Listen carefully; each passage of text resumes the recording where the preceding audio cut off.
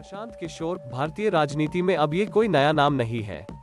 ये नाम सबसे पहले 2014 के लोकसभा चुनाव के परिणाम के बाद चर्चा में आया था। तब वो भाजपा यानी कि नरेंद्र मोदी के लिए चुनाव प्रबंधन में थे। 2014 में भारतीय राजनीति में एक बड़ी इबारत लिखकर नरेंद्र मोदी के बाद अगर कोई सबसे ज्यादा चर्चा में रहा तो वो नाम था प्रशांत किशोर।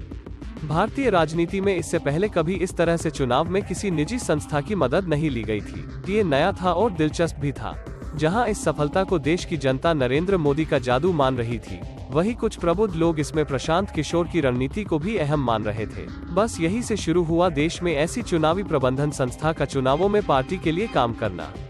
वही अब भारतीय राजनीतिक पार्टियां इसे एक जरूरत समझने लगी थी। धीरे धीरे प्रशांत किशोर एक किंग मेकर की छवि धारण करने लगे और उनकी महत्वाकांक्षा ऊंचाई की ओर उड़ने लगी। उनकी इसी अति महत्वाकांक्षा ने उन्हें बीजेपी से दूर कर दिया, क्योंकि वो भी ऐसा ही मानने लगे थे कि नरेंद्र मोदी के बाद सबसे ज्यादा इस सफलता के वो ही हकदार है। चूंकि भाजपा एक संगठनात्मक पार्टी है, इसलिए वो प्रशांत किशोर को सत्ता या संगठन में सीधे महत्वपूर्ण पद दिए जाने के पक्ष में नहीं थी। बस यही प्रशांत किशोर के ईगो को हट कर गया और वो भाजपा से अलग हो गए। प्रशांत किशोर के अलग होने से भाजपा को चुनावों में ज्यादा बड़ा फर्क नहीं पड़ा और भाजपा को 2019 में 2014 से अधिक बड़ी जीत हासिल हुई। लेकिन प्रशांत किशोर को भाजपा से अलग होने का फायदा मिला और उन्होंने कई जगह असफलता के बाद भी पर्याप्त जगह सफलता हासिल की। जेडीयू को जीताया और पार्टी के उपाध्यक्ष भी बने। लेकिन जब जदयू ने राजद से रिश्ता तोड़कर भाजपा से हाथ मिलाया तो प्रशांत भी कुछ समय बाद जदयू से दूर हो गए। आखिर में उन्होंने ममता बनर्जी की तृणमूल कांग्रेस के साथ काम किया।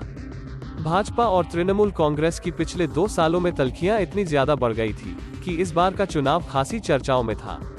मीडिया में ये चुनाव सीधे नरेंद्र मोदी और ममता बनर्जी में माना जा रहा है। बस यहीं पर प्रशांत किशोर को अपने पुराने जख्मों का बदला लेने का अवसर मिल गया।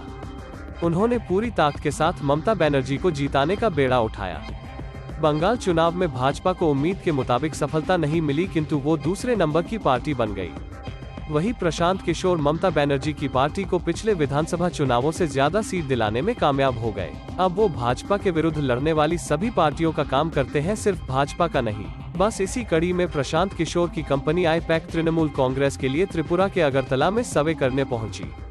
सूत्रों के अनुसार उनकी टीम को होटल में नजरबंद कर दिया गया है। त्रिपुरा पुलिस ने उनकी टीम को बाहर निकलने के लिए मना किया है। हालांकि त्रिपुरा पुलिस ने उन्हें बाहर नहीं निकलने के पीछे का कारण कोविड प्रोटोकॉल बताया।